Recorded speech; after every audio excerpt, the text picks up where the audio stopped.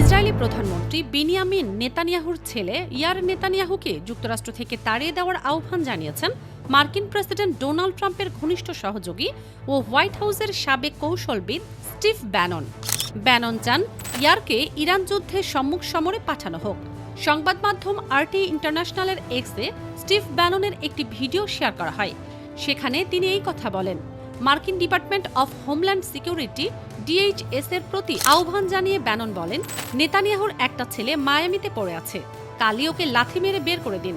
তীব্র ক্ষোভ প্রকাশ করে ব্যানন আরও বলেন, যখন প্রয়োজন হয় তখন ডিএইচএস কোথায় থাকে, একে ইসরায়েলে ফেরত পাঠান, ইউনিফর্ম পরিয়ে যুদ্ধের প্রথম সারিতে নামিয়ে দিন। টানা যুদ্ধ চলছে, কিন্তু নেতানিয়াহুর দুই ছেলে ইয়ার বা এভনার কাউকেই ইসরায়েলি প্রতিরক্ষা বাহিনী আইডিএফে যোগ দিতে দেখা যায়নি।